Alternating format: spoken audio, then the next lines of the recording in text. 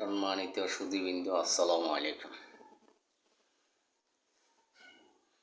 আজ আমি সামাজিক যোগাযোগ মাধ্যম আপনাদের সম্মুখে হাজির হয়েছি আমাদের কমিউনিটি ডেভেলপমেন্ট ফাউন্ডেশন এর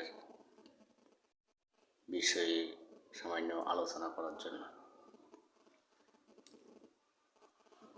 আমার ইচ্ছে ছিল যে এবার কমিউনিটি ডেভেলপমেন্ট ফাউন্ডেশন উদ্যোগের একটি আলোচনা সভা অনুষ্ঠান করা, কারণ মাঝে মধ্যে এসব বিষয়ে আলোচনাগুলো সংগঠনের কার্যকারিতা থাকে না।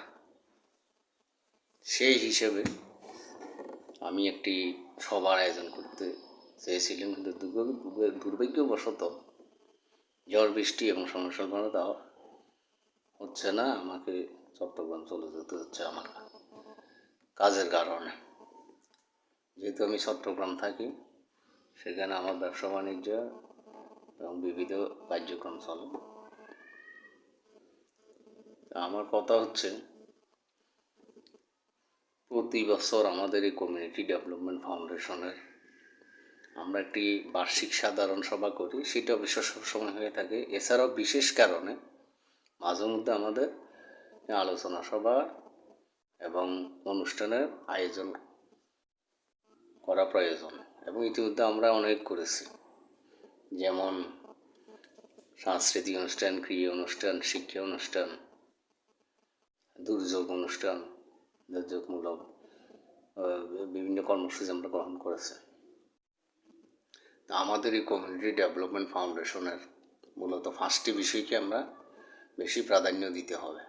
সেটা হচ্ছে সামাজিক, সাংস্কৃতিক, ক্রীড়া, শিক্ষা ও দুর্যোগ ব্যবস্থা। হ্যাঁ, আমরা করেছি। আমরা এই পর্যন্ত 15-20টা অনুষ্ঠান করেছি আমাদের এই দিফেলি সংলগ্ন স্কুলে কমিউনিটি ডেভেলপমেন্ট ফাউন্ডেশন, বা এটা আমরা সংক্ষেপে CDFও বলে থাকি, এর উদ্যোগে করেছি। শিক্ষা অনুষ্ঠান করেছি, ক্রীড়া অনুষ্ঠান করেছি, ফুটবল, ক্রিকেট, ব্যাডমিন্টন, অনেক রকম খেলা অনুষ্ঠান হয়েছে।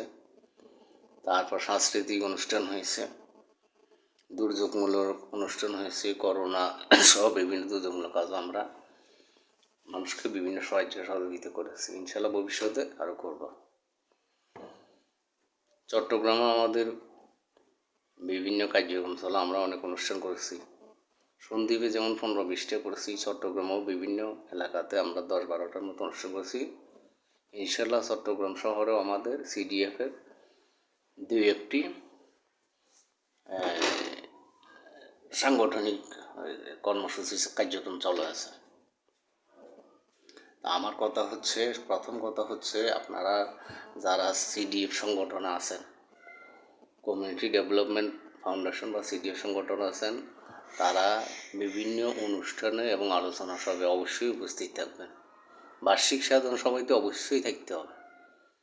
এছাড়া যে বছরে আমরা 2-1টা বিভিন্ন রকমের অনুষ্ঠান করে থাকি, যেমন যে আমি বললাম সামাজিক, সাংস্কৃতিক, ক্রীড়া, শিক্ষা, দুর্যোগমূলক অনুষ্ঠান, এগুলোতে সক্রিয় অংশগ্রহণ থাকতে হবে।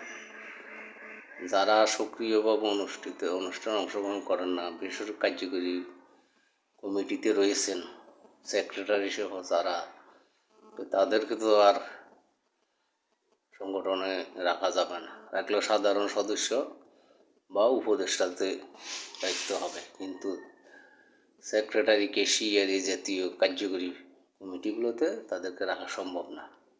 এটা আজকে না, এটা সব সংগঠনের নিয়ম। যদি কেউ গুরুত্বপূর্ণ লোক হয়ে থাকে, তাদেরকে আমরা উপদেষ্টা নিয়োগ করব। আর যারা এমনিতেই তেমন কোনো নেই, তারা থাকতে চাইলে সদস্য হিসেবে রাখা হবে। আর যারা এমনিতেই অনীহা, তাদেরকে আমরা টোটালি বাদ দিয়ে দেব।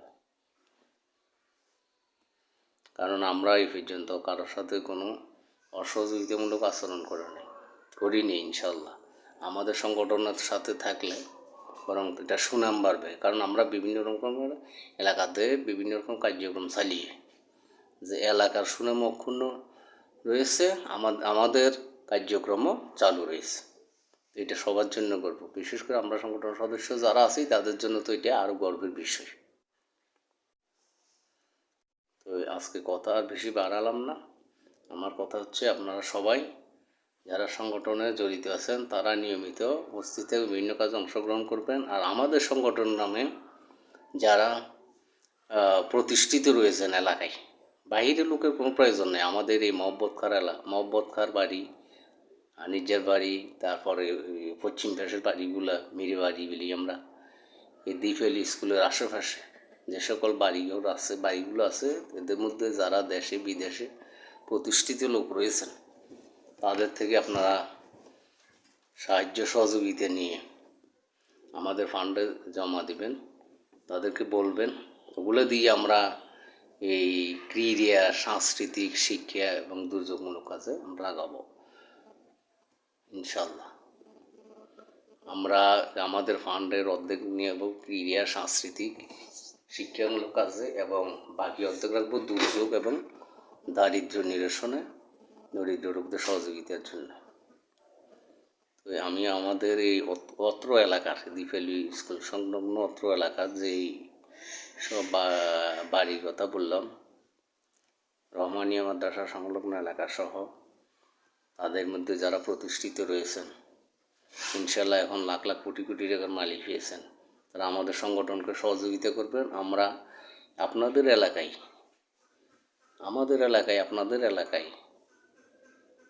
আপনার এলাকার লোকদের জন্য যদি সাহায্য সহযোগিতা করবি, শিশু কিশোর তরুণদের জন্য ভিন্ন সামাজিক, সাংস্কৃতিক, শিক্ষামূলক কাজে যদি আমরা সহযোগিতা করতে পারি আপনাদের দ্বারা, তাহলে এটা সবাই শোনান।